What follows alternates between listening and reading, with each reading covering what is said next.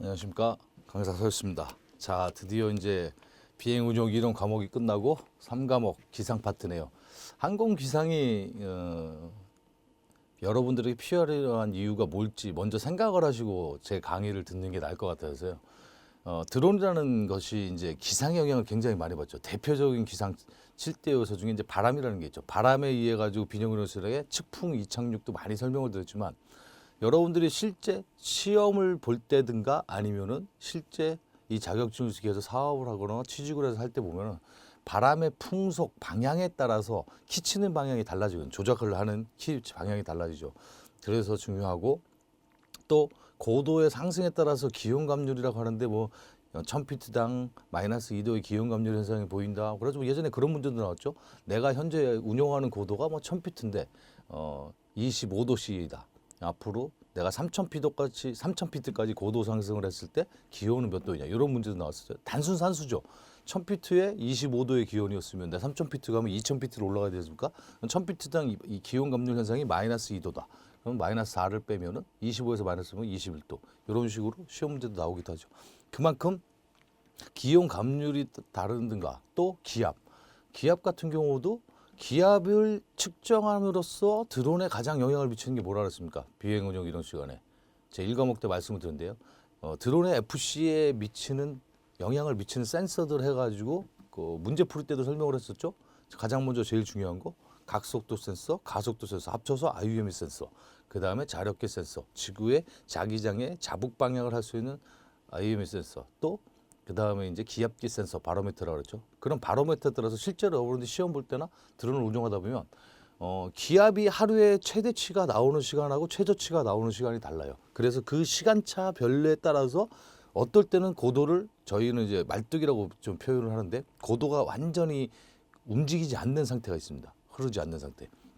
그런 상태 때문에도 이제 기압이 중요하죠. 그래서 기상을 배워야 되는 목적이 이제 대표적인 것만 얘기를 한 거고요. 전체 기상 과목 수업을 들으면서 여러분들이 이것 때문에 강사님이, 저자분님이 이런 얘기를 했구나라고 생각을 했으면 들으면 좋겠습니다.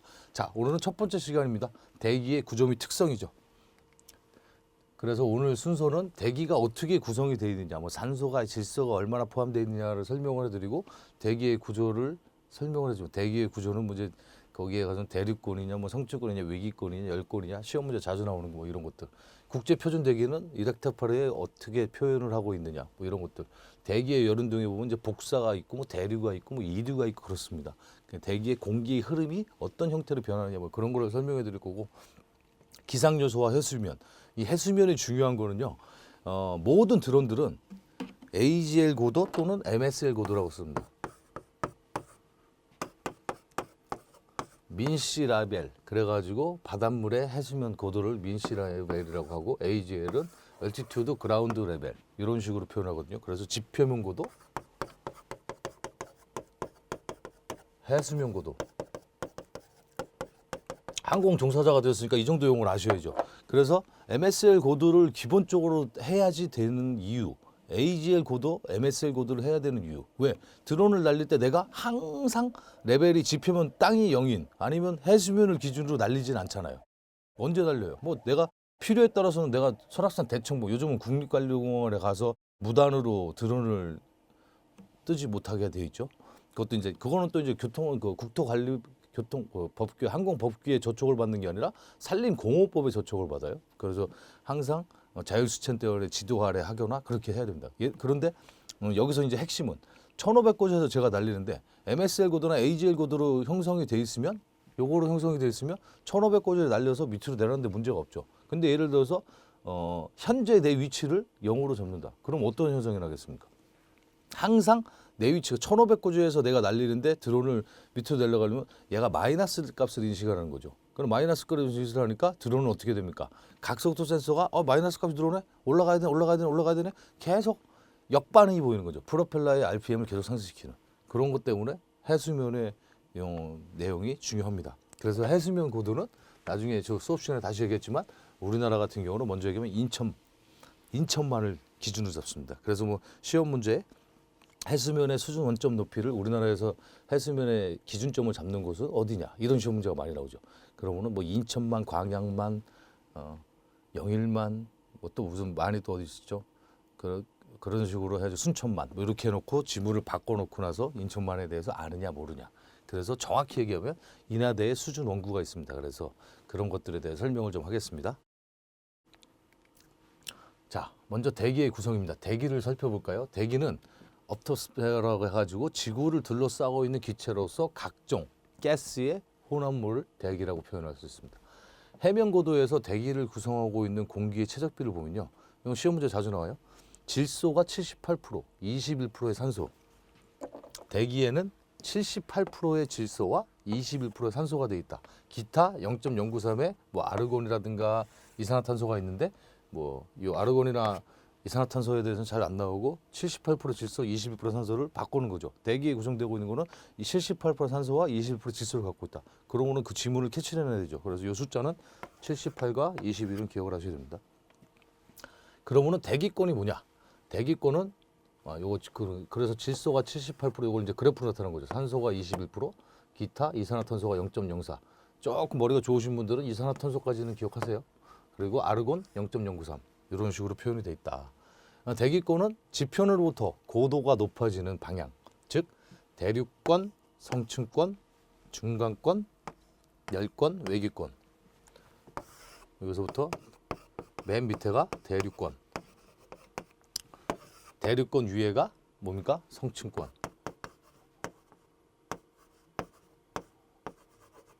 성층권 위에가 중간권.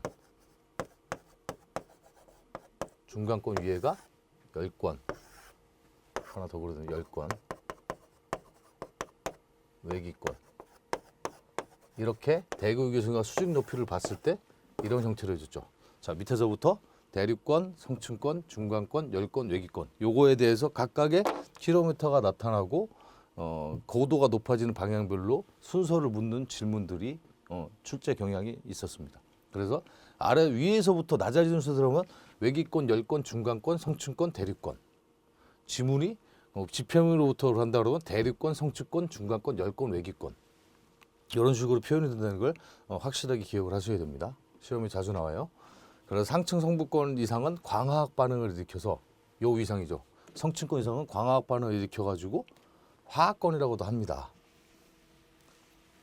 화학권이라도 한다 그랬죠. 자, 대기는 전체 질량의 99%가 지표면으로부터 약 40km 이내. 40km라고 하면 성층권이 50km까지 되어 있기 때문에 그 사이를 얘기를 하는 거죠. 자, 대기의 구성에서 또 식물의 성장에 필수적 에너지원인 질소. 질소가 약 78% 있다 그랬죠. 그 앞에서 얘기를 했었죠. 인간의 호흡과 항공연료의 연소와 밀접 관계는 산소는 21%. 앞에서는 이제 질소, 산소 비율에 대해서 질문이 나온다 그랬는데 그게 이제 질소가 이제 식물의 성장에 필수적이다. 그리고 인간의 호흡과 연결된 건 산소다. 식물, 산소. 그래서 산소, 인간이 쓸 수 있는 건 21%, 식물들이 살 수 있는 거는 78%가 비교가 있다. 이런 식으로 생각하시면 되죠. 기타 뭐 0.04 이산화탄소까지 아시는 분들은 외우라 그랬죠. 이산화탄소는 많이 우리가 흔히 접하자니까 이산화탄소, 일산화탄소 뭐 중독됐다 이런 얘기 많이 하죠. 그래서 수소로 이루어진다. 자, 요게 이제 조금 전에 시작할 때 그림이죠. 대륙권은 10에서 15km, 통상 12km에 내요. 대륙권 계면은 여기에 그래프에는 15km 정도 돼 있는데 어느 책에 보면 17km라고 돼 있습니다. 어쨌든 대륙권 계면이 돼 있고 그 다음에 성층권은요. 그 위, 대륙권 바로 위부터 50km 지점까지. 그래서 성층권 계면은 50. 그냥 통상적으로 10에서 15km, 그러니까 15km라고 생각을 하시면 되고요. 밑에서부터는 10에서 15km, 성층권까지는 50km. 요거는 거리 개념도 잘 아셔야 됩니다. 50km. 그래서 여기에 이제 또 성층권에도 계면이 생기겠죠. 대륙권 계면,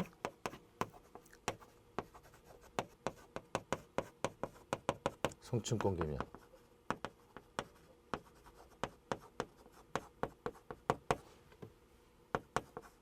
그럼 중간권은요? 자, 50에서 80입니다. 여기 80km까지. 그리고 중간권 계면도 그 내외가 되겠죠. 자, 열권은요? 그 위에서 150km까지로 되어 있죠. 그래서 85에서 150km까지 10건이다. 이런 식으로 대륙권은 15km, 15에서 50km 성층권, 50에서 80 중간권, 80에서 150 10건, 150km 이상은 외기권 이렇게 표현을 하시면 됩니다. 그래서 상층권 이상은 상층에 있는 성층권 이상은 광학 반응에 있는 화학권, 성층권을 다른 말로 화학권이라고 그런다고 앞에서 설명을 드렸죠. 자, 대륙권 먼저 살펴볼까요? 대륙권에서 핵심은 이제 다음 장에 슬라이드 나오는데 모든 기상현상이 일어나는 지역이다. 그게 시험 문제의 핵심 키워드입니다. 대륙권, 니꼬로 기상현상의 주된 층. 지구 표면으로부터 형성된 통상 10에서 15km이며 평균 12km이다. 그래서 10에서 15km고 그 사이가 12km다. 그거는 위도에 따라 달라진다. 10km나 15도. 그래서 중위도 지방은 통상 약 11km까지 고도를 얘기를 하고 있습니다. 적도 지방은 또 심지어 18km죠. 그래서 어느 쪽에 보면은 대륙권 계면이 17km 가는 거는 이제 적도를 기준으로 해서 그렇습니다. 극지방은 6에서 10km. 그러니까 위도에 따라서 극지방이냐 적도냐에 따라서 편차가 몇 배니까 거의 2배 이상 차이 나죠. 그래서 여러분들은 10에서 15km 시험 문제에도 그렇게 많이 합니다. 대륙권은 뭐 10에서 12km의 고도에 생기는 지역은 대륙권, 대기는 무슨 10에서 10km냐 이렇게 시험 문제가 나가나. 대륙권 계면은 뭐 17km 정확히 이렇게 꼬집어서 내는 문제는 없어요. 왜? 위도에 따라 다르고 기준점이 다르기 때문이죠. 근데 그 시험 문제 자주 나와요. 그 모든 기상현상이 주로 발생하는 곳은 그러면 그건 대륙권. 대륙권이냐 성층권이냐 중간권이냐 열권이냐 외기권이냐 이렇게 지문을 섞어놓고 그중에 답을 찾는 그런 것들이 문제 형태로 많이 나오죠. 기상에서는. 대륙권에서는 대부분의 구름이 대륙권에 존재하는데 지표에서 복사되는 열 때문에 고도가 높아짐에 따라서 기온이 감소되는 음의 온도, 기울기가 형성되므로 온도가 감소된다. 그 기온 감소 현상 가지고 목차 시간에 얘기했죠. 몇 도? 중요하기 때문에 계속 물어볼 겁니다. 마이너스 2도. 자, 물체 내부의 열 전도는 평행한 양면의 온도가 각각 일정하고 물체 내부가 일정하다면 물체 내부의 온도 분포는 직선이 된다. 이 직선의 기울기로 온도 기울기를 한다. 이거 뭐 그냥 딱 읽어만 줘도 머리가 아프죠. 이런 것들은 이제 핵심 키워드에서 나오잖아요. 그래서 대륙권에서는 고도가 증가함에 따라서 온도의 감소가 발생한다. 그게 2도다. 2도가 몇 피트냐? 1000피트다. 이런 것들이 시험 문제 자주 나온다 그랬습니다. 뒤에 이제 아마 기온 검열 시간에 또 얘기를 할 겁니다. 자, 대륙권의 공기에는 수증기를 포함해서 지역에 따라서 0에서 5%까지 분포된다 그랬죠. 그러면 대기 중에 수증기는 응축이 되어서 안개, 비, 구름, 얼음, 우박 등 같은 상태로 존재할 수 있기 때문에 비록 작은 비중을 차지하면 기상에서 매우 중요한 것이다. 그래서 대륙권에서는 이게 핵심이죠. 아까 앞장에 설명드렸죠. 대류 현상이 나타나며 주요 기상 현상이 발생한다. 대류라는 키워드가 나오면 위아래로 형성되는 수직 개념이 되는 거예요. 이제 대류의 반대말로 이제 이류가 나온다. 이류. 이류는 수평적인 이동. 공기의 흐름이 수평적으로 이동하느냐, 수직적으로 이동하느냐.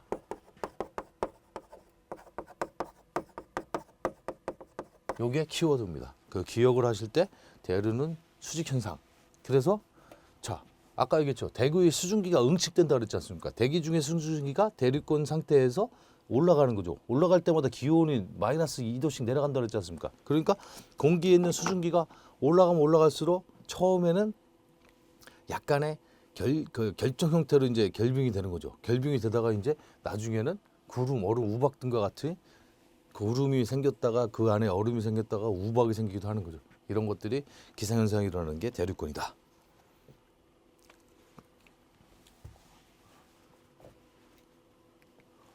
대륙권 계면, 대륙권과 성층권 사이로 최대 맥시멈 17km라고 얘기했던 게 아까 적도지방에서 10에서 18km였죠. 그래서 그런데 어느 책에는 또 15km로 돼 있어요. 이거는 책에 있는 대륙에 따르기 때문에 대륙권 계면에 대해서는 최대 맥시멈부터 설정을 할 수가 있던 거죠. 그 사이에서 제트기류, 청천난류 또는 뇌호를 일으키는 기상현상이 주로 발생한다. 계면에서. 왜?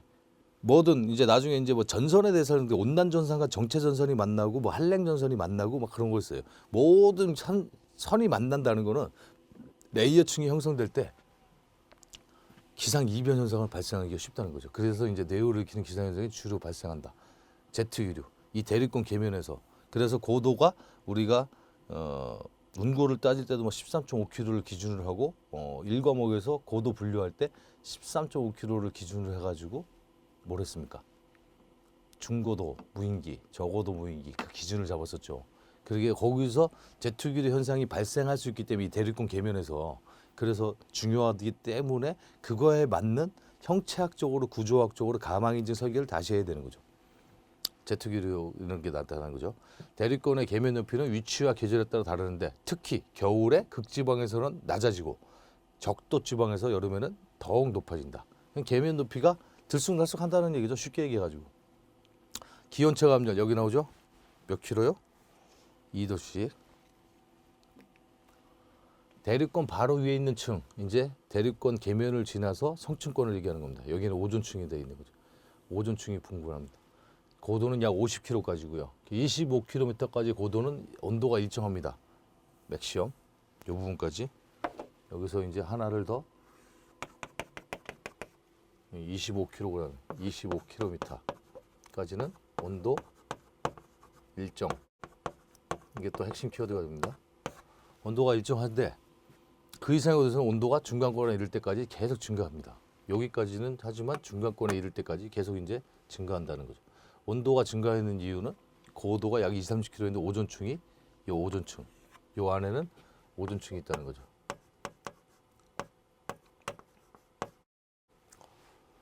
오존층이 자외선을 흡수하기 때문이죠. 불과 몇 년 사이에 계속 날씨가 따로 겨울이 없어진다는 막 그런 얘기를 많이 듣지 않습니까? 그게 이 주된 현상이 뭐라 그럽니까? 오존층이 파괴돼서 그렇죠. 이 오존층이 있어야지 자외선을 흡수해주는데 오존층이 없이 그냥 자꾸 파괴된다 보니까 그 이제 지구의 환경적인 오염 때문에 그러다 보니까 오존층이 자외선 흡수 못하니까 직사광선에 자외선이 그대로 흡수가 되고 통과가 돼 버리는 거죠. 그러니까 우리가 받는 폐봉에 대해서는 엄청나게 하고 또 기상해변이 자주 일어나는 겁니다. 성층권 위를 중간권이라고도 한다. 다시 고도에 따라 온도가 감소되는데 그 고도는 50에서 80km. 여기서부터 이제 올라가가지고 온도가 일정하다고 그랬지 않습니까? 그랬다가 이제 다시 중간권으로 올라가면 또 기온 감열이 생긴다. 그 얘기죠. 그래서 온도가 감소하십니다. 그래서 80km까지는 중간권이라 그런다. 기상현상은 여기서 일어나지 않는다. 기상현상은 어디서 일어난다? 대륙권에서 일어난다. 대륙권은 평균 높이 12에서 15km까지 이르고 극지방과 적도지방에 다르는데 맥시멈 18km까지다. 이렇게 얘기를 했었습니다. 자, 10건이요. 중간권 이쪽에 80에서 500km. 150, 여기는 150까지 오는데 정확히 얘기하면 500이네요. 오늘 500으로 수정을 좀 하겠습니다. 500km까지 가는 무인기는 없죠. 500km까지 올라가면은 그래서 존재를 한다. 그 중에서 이제 중간에 100여 킬로 사이에 이제 전리층이 발생하죠. 전리층은 로너스페어라고도 하고 열권 하부 중 태양이 방출하는 자외선에 의해 대기가 전리되어 밀도가 커지는 층이다. 전리층은 전파를 흡수하거나 반사하는 작용을 하는데 이에 따라서 문동 영향을 받는다. 극지방에서 발생하는 극광이나 유성이 밝은 빛에 꼬리를 남는 일도 주로 발생한다. 전파를 흡수하거나 반사하기 때문에 무선통신에 영향을 준다. 그래서 여기에 무선통신에 대해서는 AM과 FM이 있지 않습니까? 라디오를 방송을 어느 채널을 자주 들으실까요, 여러분들은? FM 방송을 듣냐, AM 방송을 듣느냐에 따라서 AM이 더 깨끗하게 들리죠. 특히 격오지나 도서산간, 뭐 저희 이제 군대에서는 격오지라는데 이제 도서산간 지역에 가면은 이 직진파가 많이 차폐가 되는 산맥들이 많지 않습니까? 그러다 보니까 FM파는 잘 수신이 안 되고 AM파가 잘 수신이 되는 거예요. AM파는 이 전리층까지 올라갔다가 반세돼서 내려와가지고 하는 게 많죠. 그래서 군대에 있는 특전사 요원들이 다 AM 통신을 많이 하죠. 원거리 통신은 AM 통신, 근거리 통신, 뭐 10km 미만에 대해서는 FM을 합니다. 왜? 근거리 통신에서는 차폐만 안 되면은 훨씬 그 보이스 통신의 음량이 깨끗하게 들리거든요. 과거에 저가 특전사에 근무를 했었어요. 그때 제일 힘들었던 게 이 AM 파를 하기 위해서 나이포란트라는 그렇게 수평으로 이렇게 팔 같은데 나무에 이렇게 걸치거든요. 지표면에 묻든가. 그때가 제가 이제 부팀장 할 때 그런 거를 하는데 아주 애를 먹었던 기억이 납니다. 10건의 위쪽으로 대체로 고도 약 500km부터 시작한다. 그 외기권인데 500km 위에는 외기권이다. 공기의 농도가 매우 엷은 층으로서 운동하는 공기 분자가 서로 충돌할 확률이 매우 작아 분자들이 궤적을 그리며 운동을 하는데 이 중에는 속도가 빨라 지구의 중력을 벗어나는 경우도 있다. 결국은 이제 이 얘기는 외계권에 가면 중력의 영향을 받지 않는다는 얘기겠죠. 그렇게 해서 했습니다. 자, 지금까지 대기의 구조에 대해 설명을 했어요. 자, 밑에서부터 한번 따라해 볼까요? 맨 밑에가 뭐였습니까? 기상현상이 자주 일어나는 것? 그럼 대륙권이라고 그랬죠. 그래서 몇 킬로? 10에서 15킬로. 대륙권 위에는 무슨 권? 성층권.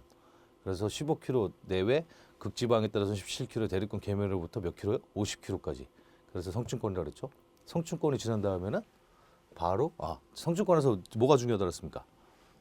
성층권에서는 오존층이 존재한다 그랬죠. 25km 내외. 그래서 25km까지는 온도가 일정하고 오존층이 존재한다. 그거 기억하라고 그랬습니다. 그래서 오존층이 파괴돼서 기후 온난화 현상이 일어나고 기상 이변이 자주 일어난다 그랬죠. 그럼 50에서부터 위의 단계는 중간권. 중간권은 50에서 80km에 걸고서 기온 감률이 이때부터 다시 나타난다 그랬죠. 온도가 일정해졌다가 25에서 50km로 50km 이상에 올라가면 다시 기온 감률 현상이 나타난다. 그 다음엔 80km부터 500km까지 열권, 500km 이상은 외기권이라고 설명을 드렸었죠. 그래서 순서를 묻으면은 대류, 성층, 중간, 대류, 성층, 중간, 그 다음에 열, 외기. 대성, 중, 열, 외. 이렇게 많이 들으시죠? 중학교, 고등학교 때 문제 풀이할 때 앞자만 외우잖아요. 대성, 중, 열, 외. 그러면 거꾸로 잘 발음이 안 된다고 외열, 중성대. 외열, 중성대가 낫겠네요. 외열, 중성대. 이렇게 외우시든가 조금 자신 있으신 분들은 전체적으로 대륙권, 성층권, 중간권, 열권, 외기권. 외열이다. 외열이 생긴다. 내열이 아니라 외열이 생기는데 그 중간 나이부터는 성대가 외열 때문에 아프다. 뭐 이런 식으로도 외우든가. 자기만의 암기법을 통해 가지고 하여튼 이 부분은 문제에 자주 나오는 부분이기 때문에 외우십시오. 자, 대기의 구조 및 특징 중에 이제 국제 표준 대기 어디든지 간에 국제 표준이라는 게 있죠. 대기도 그렇다는 거죠. 예를 들어서 드론의 부품들 같은 경우도 국제적으로 인증을 받는 표준 인증이 있습니다. 모든 국제적으로 통용되는 표준이죠. 주파수 대역 같은 경우도 이제 ISM 밴드 국제 인증이라고 볼 수 있죠. 그러면서 통상 2.4기가 대역을 전 세계가 혼용해서 쓰지 않습니까? 그런 식으로 대기도 국제 표준이 있는데 그게 뭐냐? 항공기의 비행 성능은 대기의 물리적인 상태인 기온, 압력, 밀도 등에 따라서 자, 비행 성능 나왔어요. 1과목에서 할 때, 2과목 할 때 비행 성능에 영향을 미치는 것 하면서 이런 문제, 유사한 문제가 나왔었죠. 대기지 물리 상태인 기온, 압력, 밀도 등에 따라서 많은 영향을 받는데 이러한 물리량은 때와 장소에 따라서 변한다. 따라서 국제 민간 항공기구 아이카오. 아이카오면 뭐가 생각나라 그랬어요? 아이카오 나오면 바로 나와야죠. RPAS, 리모트 파일럿 에어크래프트 시스템, 드론 무인기를 칭하는 용어 그런 얘기 했었죠. 그래서 아이카오에서 정했는데요. 중위도, 미드, 레티튜드와 해면고도, C레벨, 아까 해수면고도 할 때 C레벨이라고 했죠. 민시레인, 민시레벨, AGL은 엘티튜드, 그라운드 레벨. 그래가지고 성층권 하부와 대륙권의 대기를 표준 대기로 규정하고 있다. 해면고도에서 성층권 하부, 성층권 하부니까 대륙권 계미, 성층권 하부는 대륙권 계미잖아요. 그러니까 말을 성층권 하부, 니꼬로 대륙권 계명 이렇게 하면 됩니다. 그래서 표준 대기를 볼 때 해면 기압은 1013.25 헥타파르. 그 다음에 해면 기온은 15도. 해면의 공기 밀도는 0.00125g 세제곱센티미터. 기온 감률은 킬로미터당 6.2도, 1000피트당 2도. 이게 다 1000피트당 2도. 이거 중요하죠. 시험 문제 자주 나왔습니다. 킬로미터당 6.25도고 1000피트당 2도씨의 감률을 보인다는 거죠. 그래서 요 시험 문제에 이제 국제 대기 표준 대기를 묻는 것에 순서로 바르지 않은 것은 뭐 이런 식으로 시험 문제나요? 1010.25 내놓고 760ml 놓고 29.92 인치 헤르그램 이렇게 나오는데 여기서 문제 29.92를 순서를 바꾸는 거죠. 29.9가 아니라 28.92 뭐 이런 식으로 수치. 요거는 수치는 요 부분은 기억을 해야 됩니다. 기온 감소는 기상할 때 제가 여러 번 얘기할 거예요. 1000피트당 2도, 킬로미터당 6.5도. 그거는 반드시 외우셔야 되고요. 그래서 국제 표준 대기는 다시 한 번만 짚고 넘어갈까요? 1010.25, 760, 29.92. 해면 기온은 18도가 아니라 15도. 해면 기온 또 요거는 잘 시험에 잘 안 나와요. 기온 감소는 킬로미터당 6.5도, 피트당 1000피트당 2도. 1013.25, 1010.25, 760, 그다음에 29.92 헥타바로 이렇게 외우시면 됩니다.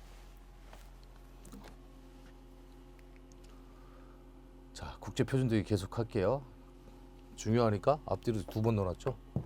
공기 속을 비행하는 항공기의 비행 성능은 대기의 물리적인 상태인 기온, 압력, 밀도 등의 많은 영향을 받는데 이러한 물리량은 시간, 장소, 고도에 따라 변한다. 그렇게 얘기를 했었죠. 앞에서 얘기를 했었죠. 아이커에서 대기를 규정한다 그랬고요. ISA, 표준 대기, ISA 이걸 설명하려는 거죠. 표준 대기 ISA는 평균 중위도, 미드 레티튜드의 해면 고도에서 성층권 하부와 대륙권의 대기를 기준으로 측정한 결과이다. 그래서 앞에서 설명했던 거를 다 복습을 하는 겁니다. 101325, 760, 29.92, 그 다음에 해면 온도는 기온은 15도, 기온 감률은 킬로미터당 6.5도, 그리고 1000피트당 마이너스 2도. 이렇게 기억을 하십시오. 네 번째, 지구 중위도 지방의 대륙권 계면까지인 17km, 극지방을 기준으로 높이까지는 고도가 1km 올라올 때 약 기온이 6.5도, 1000피트당 2도씩 낮아진다고 정하고 있다. 이와 같이 고도가 높아짐에 따라서 기온이 감소하는 비율을 아까 제가 기온 감률이라고 계속 표현했죠. 기온 감률. 기온 감률 딱 나오면 1000피트당 2도, 마이너스 2도, 킬로미터당 6.5도 이게 나와야 됩니다. 킬로미터당 6.5도, 1000피트당 마이너스 2도. 그 이상의 성층권에서는 어때요? 56.5도로 일정하다. 마이너스 56.5도. 요게 이제 향후에는 트렌드 문제라고 가지고 이게 성층권에서의 온도는 몇 도인가? 뭐 이렇게 해도 하나의 질문거리가 되겠죠. 일정한 기온을 유지한다. 성층권. 근데 지금 성층권에 대해서 드론이 없기 때문에 지금 이렇게 문제가 안 나고 초경량 비행장치이기 때문에 여러분들 시청전에 여러분들 운영할 지역에 대해서 알면 되죠. 근데 지금 성층권 무인기가 많이 출시되고 있죠. 전 세계적으로. 왜요? 성층권의 무인기가 나와야지 이 대륙권에서 모든 기상현상이 일어난다 그랬지 않습니까? 그러니까 모든 대륙권에서 기상현상이 일어나는 거를 제대로 관측하려고 그러면 기온이라든가 기압이라든가 습도라든가 밀도라든가 바람의 방향이라든가 하는데 가장 좋은 거는 성층권이지 않습니까? 그러니까 성층권 무인기가 지금 개발이 되고 성층권 무인기에 또 기상현상을 일으킬 수 있는 거에 대해서 요소들을 기상 7대 요소들을 관측을 하려면은 장시간 채공이 되어야 되지 않습니까? 그래서 성층권 무인기 같은 경우는 에어포일 팔 부분에 완전히 그 솔라 태양열 에너지라고 그러죠. 솔라 렌즈 필름이 쫙 붙어 있죠. 그래가지고 장기 채공 5시간, 12시간 24시간 해만 있다면 어쨌든 대륙권에서 구름이 형성되기 때문에 구름에서 우리가 지금 해가 있느냐 없느냐는 구름 한 점 없는 날 그러지 않습니까? 그런 것들은 다 구름이 한 점 온다는 직사광선이 딱 들어오는 거죠. 거기다가 오존층까지 파괴가 됐으니 자외선도 쫙 들어오는 거죠. 그러다 보니까 솔라 렌즈를 배터리를 장착을 해가지고 하는 것들이 많죠. 그래서 성층권 중반부터는 다시 기온이 상승하기 때문에 성층권 초반부 25km 그러니까 50km 지점까지는 그런 식으로 많이 운영이 되고 있죠. 표준 대기압에 의한 압력 고도가 0이 되는 기준 고도를 해면 고도 표준 대기압이 1기압이라고 하면 1기압이라고 한다. 이렇게 설명은 학술적으로 되어 있습니다.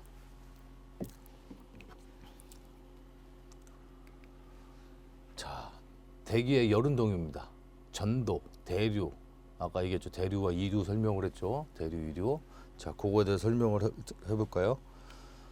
자, 대기 열운동 일단 전도, 컨덕션이라고 하는데 가열한 쪽의 분자들이 바쁘게 움직임으로써 에너지를 전달하는 방법으로서 물질의 이동 없이 열이 물체의 고온부에서 저온부로 물질의 이동이 없이 열이 고온부에서 저온부로 이동하는 현상을 전도라고 한다. 뜨거운 쉽게 해서 뜨거운 데에서 낮은 곳으로 화로에 막 있는데 화로 주변에 가면 따뜻하다 그러지 않습니까? 어렸을 때 화로불에 군고 이제 연령층에 따라 다 다르시겠지만 화로에 군고 먹을 때 아니면은 겨울철에 추울 때 학교에 가면은 도시락 얼음에 막 저희 때는 이제 금도시락, 은도시락 해가지고 도시락 통을 가져다가 점심 먹기 전에 난로가 이렇게 갈탄 난로가 있었거든요. 갈탄 난로 이렇게 널어놓죠. 그러면은 가려고 이제 날씨가 추우니까 손 시려우니까 이렇게 붙지 않습니까? 그래가지고 판망을 이렇게 막 설치해 놓잖아요. 화상 입을까봐. 그럼 따뜻하죠? 따뜻한데 가면 갈수록 뜨겁다는 느낌이 들다가 딱 난로에 대는 순간, 화로에 대는 순간 어떻게 됩니까? 화상 입죠? 그게 물체의 직접 초축에 의해서 발생하는 게 전도. 그거를 전도라고 생각하시면 돼요. 그래서 물질의 이동 없이 난로와 내가 이동을 하진 않지만 물체의 고온부에서 저온부로 이동하는 현상. 그게 다 전도 현상 때문에 우리가 따뜻함을 느끼는 거죠. 쉽게 그렇게 설명을 해드렸어요. 자, 대류. 유체의 운동에 의한 에너지 전달 방법으로서 연직 방향으로, 연직 방향, 니꼬로 수직 방향, 요거죠. 수직. 연직 방향으로 유체의 운동에 의한 수성이 우성이 환경이다. 그래서 액체나 기체가 부분적으로 가열될 때 데워진 것이 위로 올라가고 차가운 것이 아래로 내려오면서 전체적으로 데워지는 현상. 그래서 공기의 흐름을 보면 따뜻한 것은 위로 올라가는 거죠. 그리고 차가운 것은 아래로 내려오고. 그래서 따뜻한 것은 위로 올라간다, 차가운 것은 아래로 내려간다고 어떻게 설명을 드리면 이해가 빠를까요? 자, 온돌방. 자, 여러분들 어머님이나 나이 드신 분들은 이제 그 침대, 모텔이나 가면은 침대방보다는 온돌방을 좋아하죠. 왜요? 뜨뜻하게 지져야 되겠다 막 이러지 않습니까? 그때 가만히 이렇게 누워 계십시오. 방바닥은 엄청 뜨거운데 공기는 차가워요. 그게 이제 단열이 안 돼서 외풍에 의해 가지고. 그러면은 차가운 공기는 밑으로 내려오고 뜨거운 공기도 위로 올라간다는 게 그렇게 생각하시면 편할 것 같아요. 그래서 데워진 것이 위로 올라가고 차가운 것이 아래로 내려오면서 전체로 데워지는 현상을 대류라고 할 수 있다. 대류는 자유대류와 강제대류로 나눌 수 있는데요. 자유대류, 자유대로가 아니고 자유대류예요. 자유대류는 유체의 부력에 의해서 발생되는 대류다. 유체, 흐르는 물체의 부력, 뜨는 힘에 의해서 발생되는 대류가 자유대류예요. 그럼 강제대류는 유체의 기계적인 힘이 작용해서 발생하는. 참 요거는 어떻게 설명을 드려야 될까요? 유체의 기계적인 힘이 작용한다. 뭐 흐르는 물체는 뜰 수도 있죠. 그런데 뜨지 않을 수도 있다는 거죠. 그래서 강제대류와 자유대류가 있는데 흐르는 공기가 뜨냐 안 뜨냐 그 차이를 자유와 강제대류라고 생각하면 된다. 뜨는 거는 자유대류고 그리고 그냥 공기가 내려가는 거는 강제대류다. 쉽게 얘기해서 고기압은 차가운 공기가 있지 않습니까? 고기압은 공기 흐름이 내려가요. 그래서 저기압에서는 올라가요. 그거를 자유대류, 이게 올라가는 게 자유대로 내려가는 게 강제대로 이렇게 생각을 해가지고 용어를 사십시오. 시험 문제는 자주 나오진 않지만 이런 용어가 있다 아셔야죠. 대개 이런 동을 이제 그림으로 표현한 거죠. 전도 그 알코올에다가 이제 불을 붙여가지고 됐을 때 요거를 이제 이런 현상이 뜨거운 곳에서 이게 빨간색이 이쪽이 많지 않습니까? 이쪽으로 가는 현상이죠.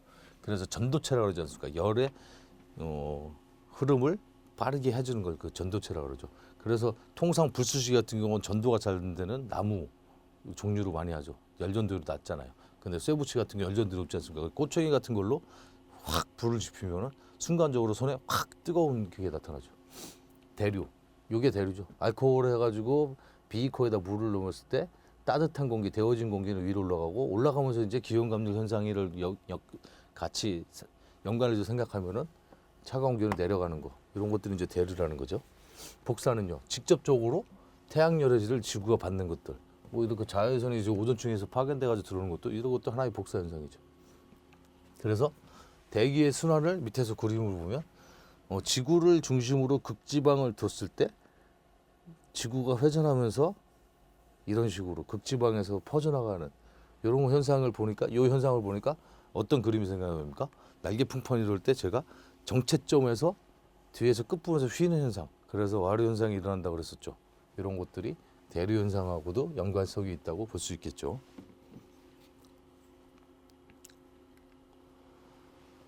자, 기상 요소와 해수면입니다. 기상을 나타내는 필요한 7대 요소로 바르지 않은 것은, 바른 것은, 바르게 나열한 것은, 바르지 않은 것은, 뭐 이렇게 시험 문제 자주 나오죠. 이 7대 요소는 중요합니다. 그래서 기온, 기압, 바람, 습도, 구름, 강수, 시정. 중요하니까 써볼까요? 기온 나오면 바로 습도 나와야 되고, 습도 나오면 다시 바람하고 연결이 되고, 그리고 기체를 봐야 되니까 시정이 있어야 되겠고, 또 바로미터가 있어야 되니까 기압이 있어야 되겠고. 자, 기온, 습도, 시정, 기압, 바람. 다음에 비의 영향을 많이 받죠. 비, 강수. 그리고 또 뭐가 있을까요? 자, 안 보고 저처럼 이렇게 스토리텔링 해야 돼요. 드론을 이용할 때 구름에 의해 가지고 충이 듣고 오면 전파 차폐가 된다고 일과목식을 얘기했죠. 구름. 그러면은 순서대로 하나, 둘, 셋, 넷, 다섯, 7개 맞죠. 자, 기온 맞고요. 기압 맞고, 바람 맞고, 습도 맞고, 구름 맞고, 강수 맞고, 시정 맞네요. 자, 이런 식으로 저처럼 외우는 겁니다. 기온의 감열 현상에 따라서 드론이 고도가 상승 및 저하된다. 그래서 기온이 중요하죠. 기압은 드론의 FC 센서에 포함되는 요소 중에서 뭐가 있다 그랬어요? 자, 기압이 있죠. 바로미터.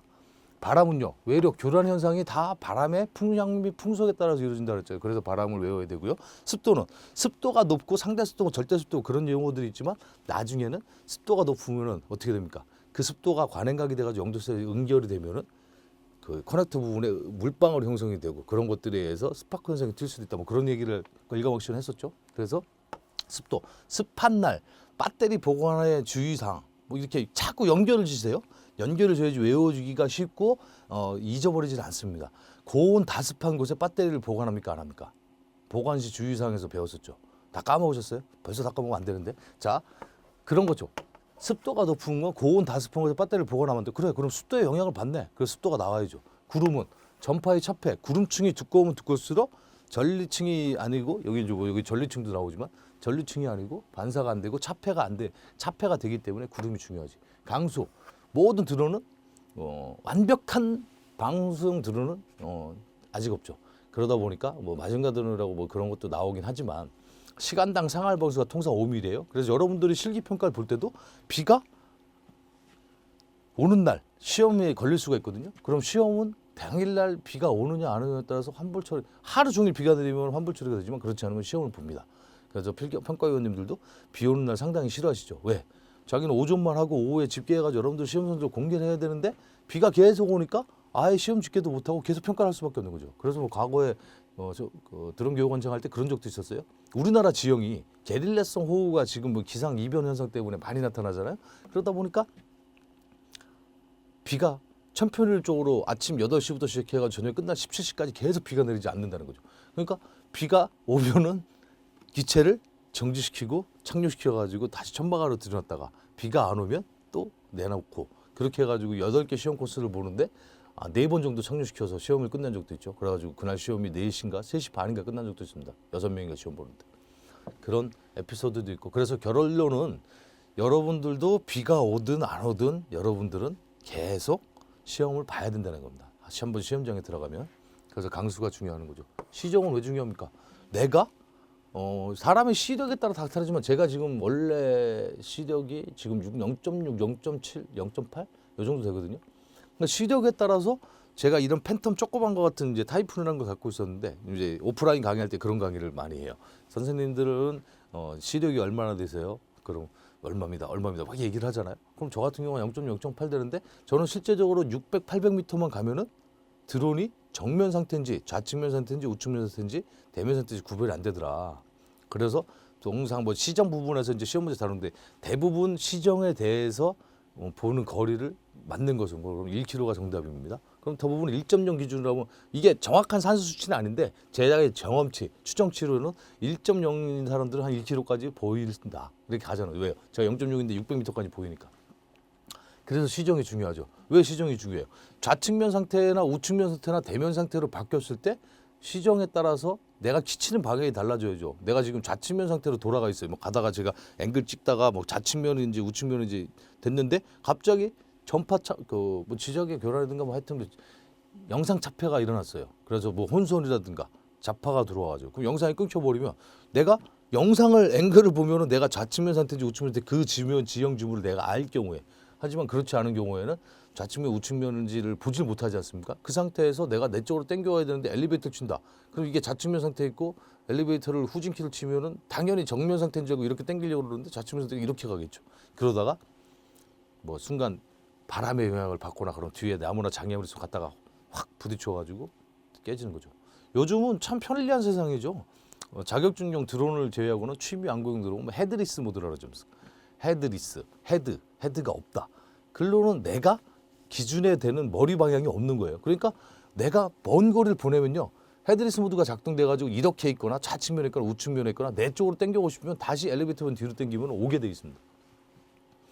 그래서 이 기상 7대 요소가 중요하다는 겁니다.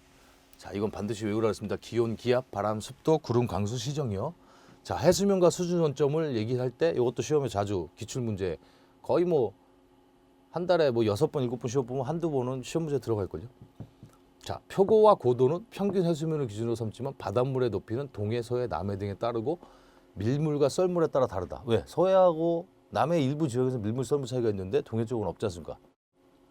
바닷물의 높이는 항상 변화하므로 0.00m, 0m는 실제로 존재하지 않기 때문에 수위 측정소에서 이 얻은 값을 육지로 옮겨와서 고정점을 정하게 되는데 이를 수준원점이라고 한다. 수준원점.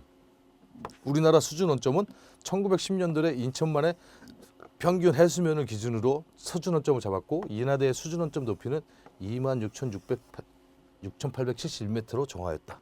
이게 이제 1910년도에 수준원점 높이를 인하대학교 잡아놓은 것부터 해가지고 우리의 해수면 기준은 인하대학교가 되는 겁니다. 근데 인하대학교라고 안 하죠. 시험 문제에 자 우리나라에서 해수면 고도를 기준점으로 잡는 곳은 아까 저 목차 시간에 설명드렸지만 인천만, 광양만, 순천만, 영일만 이렇게 놓으면 답은 인천만이 되겠죠. 그래서 잘 기억이 안 나시면 오프라인 강의 때 그런 얘기를 합니다. 자, 인천 앞바다에 사이다가 둥 떠서 가만히 있게 되는 지점이 해수면이다. 저는 그렇게 외웠어요. 예전에 공부할 때. 그래서 인천만을 잊어버리지 않으려고. 중요하다는 그러지. 그럼 인천만, 영일만, 광양만 해가지고 순천만 해가지고 나오면은 잠깐 순간 헷갈리지 않을까요? 그래서 헷갈릴 차고 오류를 방지하기 위해서 그렇게 자기만의 연상법을 사용하는 게 중요합니다. 요게 이제 인천 인하대학교 써있지 않습니까? 인하대학교 수준원고 26,687, 26m 높이에 그렇게 수준원고가 되어 있는 거죠. 문화재로 247호로 되어 있어요. 대한민국 수준원점 보호각을 포함해서요. 인천 남구 용현동에 있네요. 관리는 국토지리정보원에서 합니다. 수정판 26.687m를 표시하는 십자선 눈금 원점 보호각 보조선 4점 이렇게 되어 있습니다. 자 오늘 강의는 여기까지를 마치면서 다시 복습을 좀 한번 해볼까요? 대기의 구조에서 대기를 구성하는 것은 뭐가 있다? 몇 프로가 있다? 시험에 자주 나온다고 그랬죠? 질소 78%, 산소 21%, 이산화탄소까지 다 외우고 아르곤가스까지 다 외우면 좋지만 78, 21은 반드시 외우라고 그랬죠? 그리고 나서 대기의 구조가 들어가면 밑에서부터 순서를 나열하는 거를 한다 그랬죠. 그래서 지금 도표에서 보는 것처럼 대륙권, 성층권, 중간권, 열권, 외기권. 반대로 외열, 중성대라고 외우라고 그랬죠. 외열, 중성대를 외우면 외부에서 열이 나니까 중간에서 성대가 목이 아프다. 이런 식으로 외우라고 그랬지 않습니까? 그래서 외열, 중성대. 이렇게 구성이 돼 있다는 거 설명을 드렸었고 대륙권은 통상 10에서 15km 내외로 있다고 그랬죠. 그런데 위도에 따라서 그 편차가 심해지고 적도지방 같은 경우는 10에서 18km까지 하고 그래서 대륙권 계면을 17km를 한다. 이런 식으로 설명을 해드렸었고요. 모든 기상현상이 일어나는 곳은 대륙권이다. 그래서 요즘 성층권 무인기가 개발이 되고 성층권에서 관리를 하는 스레스 솔루션 같은 경우는 지금 기상 관측을 하기 위해서 2km 고도까지 올려가지고 지금 테스트를 하고 있죠. 저희 오프라인 강의하는 분 중에 스레스 솔루션 직원이 와셔가지고 했는데 어디까지 올려봤는데 2.5km까지 올려봤다 그러더라고요. 앞으로 이제 드론의 배터리라든가 RPM의 효율비, 가성비가 좋아지면은 더 높은 성층권 무인기는 대부분 지금 고종이기로 형태로 되어 있고요. 성층권은 15km부터 해가지고 50km 구간인데 그 안에 25km 구간을 다 해가지고 25km까지는 연도가 일정하다 그랬습니다. 그리고 성층권에는 오존층이 존재한다고 얘기를 드렸고요. 오존층이 존재하는데 오존층이 파괴됨으로써 자외선이 그대로 통과됨으로써 어떤 현상이 일어난다? 지구온난화 현상이 일어나고 그래서 기상이변이 자꾸 일어나는 거죠. 겨울이 따뜻해지고 여름이 무더워지고. 성층권 계면부터 하는 것 중간권은 80km까지 지점이라고 그랬고 여기서부터 다시 온도가 일정하던 부분이 기온 감질 현상이 다시 나타난다 그랬죠. 그러면 80부터 500km까지 10건이라고 그랬고요. 10건 이상은 외기권 아주 500km 이상이라고 그랬죠. 자, 기온 감질 나오니까 또 뭘 얘기했었습니까? 기온 감질은 킬로미터당 몇 도요? 기억 안 나세요? 한 3, 40분에 강의한 건데 6.5도라고 그랬죠. 1000피트당 마이너스 2도의 기온 감질을 보인다고도 말씀을 드렸었어요. 그거는 반드시 외워야 된다 그랬고 1043.25 헥타파르 국제 표준 대기에 대해 설명했고 760mB라고 설명을 드렸었고요. 해수면 온도는 15도를 기준으로 한다고 또 설명을 드렸고요. 지금 핵심 체크 포인트, 핵심 키워드 시험에 나오는 것들 다 정리해 드리고 있죠. 기상이 드론에 영향을 미치는 것 중에 기상 8대 요소가 있다 그랬죠. 그래서 자, 일단 순서대로 생각나는 대로 막 얘기를 하시는 거예요. 기온, 습도, 바람, 시정, 그다음에 구름, 또 뭐 있죠? 기압, 또 뭐 있죠? 그러다가 생각이 안 나면은 뭐라 그랬습니까? 비가 맞으면 안 되지. 망지가 얘기 안 했지. 그래서 강수 이렇게 나왔지 않습니까? 지금 저 같은 경우도 맨날 하는데도 지금 6가지 하고 하나가 막히잖아요. 그러면은 막 연상을 하는 거예요. 아, 기온의 감류 현상에 따라 고도 차이가 발생하니까 기온은 반드시 영향을 미치겠구나. 습도, 고온 단습한 것에 배터리 보관하면 안 된다고 강사님이 얘기했지. 바람에 따라서 수속 몇 미터에 부느냐에 따라서 내 키 치는 방향이 달라진다 그랬지. 자, 시정 내가 볼 수 있는 게 600m냐 1km냐 통상적인 시정을 나타내는 단위는 1km라고 그때 설명을 했지. 그게 그래서 안 보이면 측면이 안 보이기 때문에 사고의 위험성이 높다고 말씀을 해주셨지. 이렇게 연상을 하셔야 돼요. 기압은 FC에 포함되는 센서가 기압계 바로메터를 통해서 기압을 측정한다 그랬지. 그러니까 기압은 영향을 미치는 요소 중에 가장 포함이 되겠지. 그 다음에 강수, 비가 많이 내리면 그때 시험 볼 때 비가 오는 날은 비가 그치는 걸 기준으로 삼는다고 얘기했었지. 그렇게 해가지고 강수가 또 튀어나와야 되고 구름이다 그러면 전파의 차폐, 구름층이 두꺼우면 두꺼울수록 전파의 차폐 현상이 일어난다 그렇지. 이런 식으로 혼자 공부하시다가 잘 생각이 안 나신다. 그러면은 어떻게 하시라 그랬습니까? 제 강의 내용을 이제 사파기억이죠. 뭐 연상기억, 작용기억, 뭐 사파기억 그런 기억법이 있다 그랬지 않습니까? 일화기억이라고 그러죠. 일화기억. 나하고 저하고 이제 여러분들하고 같이 대화를 하면 지금 동영상으로 여러분들하고 진행을 하지만 실제 오프라인에서 저는 강의를 할 때 저 혼자 일방적으로 떠들질 않습니다. 왜요? 그렇게 해가지고 작용기억이 일화기억이 생각이 날 수 있게끔. 그래서 여러분들이 시험에 헷갈리지 않고 잘 모두 합격했었으면 좋겠습니다. 자, 우리나라의 그 모든 무인기들 드론들은 고도를 무슨 고도 사용한다 그랬습니까? 민시 레벨 해가지고 해수면 고도를 사용한다 그랬죠. 해수면 고도를 사용하는데 그리고 해수면 고도를 사용하지 않으면 AGL 어버브 그라운드 레벨 해가지고 AGL 고도 어버브 얼티튜드 이렇게도 뭐 두 가지 혼용해서 쓰는데요. 어쨌든 땅의 0m 고도와 해수면의 0m 고도를 하는데 우리나라는 삼면이 바다로 쌓여 있고 각종 삼면에 대해서 조수간만의 차이가 있고 밀물과 썰물이 있기 때문에 항상 0으로 일정하지 않다. 그래서 하나의 기준점을 잡아놓기 위해서 어디다 정했다 그랬습니까? 무슨 만? 네, 인천만. 지금 뭐 여기 지금 나와 있으니까 그거는 맞추시겠죠. 그래서 인천만이 생각이 안 나면 뭐 인천만, 광양만, 영일만 뭐 이렇게 쭉 기술을 하는데 인천만 생각 안 나면 뭐 생각하라 그랬습니까? 인천 앞바다에 사이다가 동동 떠 있는데 갑자기 정지하는 지점. 이렇게 외우라 그랬죠. 그래서 사이다 안 좋아하시는 분은 콜라로 바꾸셔도 됩니다. 그래서 인하대 수준 원점9 높이는 26점 몇 메타 해가지고 총세 26m로 해가지고 이렇게 형성이 돼 있다 그랬죠. 자, 오늘 강의 내용까지 서머리까지 다 해드렸습니다. 다음 시간에 뵙겠습니다.